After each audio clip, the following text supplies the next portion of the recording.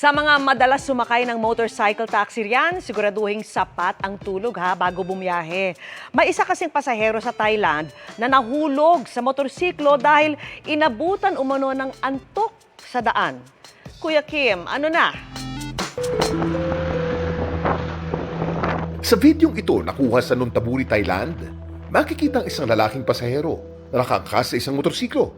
Nang walang kung ano-ano, ang lalaki biglang lumiyan at nahulog sa umaandar na motor.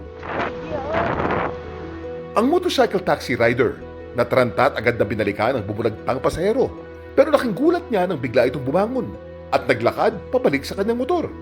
At dahil wala naman daw itong tinamong sugat, tumuloy pa rin daw ito sa biyahe. At kaya raw ito nahulog dahil siya'y nakatulog. Pero may ideya ba kayo kung bakit tayo inaantok? Kuya Kim! Ano na? May iba't ibang rason kung bakit tayo nakakaramdam ng antok. Una, dahil sa ating body clock o yung tinatawag na circadian rhythm. May natural na oras kasi ang ating katawan na nagsasabi kung kailan tayo gising at kailan tayo dapat matulog.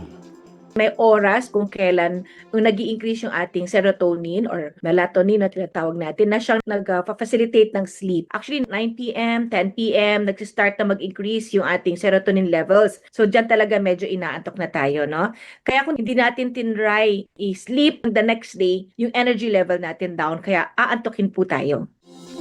Maaaring dulot din ito ng chemical sa ating utak na kung tawagin na adenosine. Habang tayo gising, naiipon ang adenosine sa ating utak. Mas maraming naiipong adenosine, mas aantukin ka. At natatanggal lang ito kapag tayo natutulog. May inaantok din pagkatapos kumain. Pag kumakain po kasi tayo, nag-i-increase din na tawag nating glucose levels or sugar sa ating katawan. In short po, nandun yung focus ng katawan natin, ng metabolism. And so yung ating brain po natin, ating organs, kalma lang muna siya. At tas pagtaas ng sugar po sa ating katawan, medyo inaantok po tayo. At kapag kulang, hindi maayos at hindi sapat ang ating tulog o pahinga, siguradong aantukin talaga tayo niyan. Napakahalaga ng tulog because when we are sleeping, that's when our body repairs. So sa mga bata po, mas marami ang kailangan. Tapos habang tumatanda po tayo, umiikli po yung tulog natin. So pag tayo ay adults, we need around 6 or 7 to 9 hours of sleep. Huwag baliwalain ang tamang pahinga. Mas malinaw tayong nakakapag-isip at makakaiwas pa tayo sa disgrasya. Ito po si Kuya Kim at sagot ko kayo 24 oras.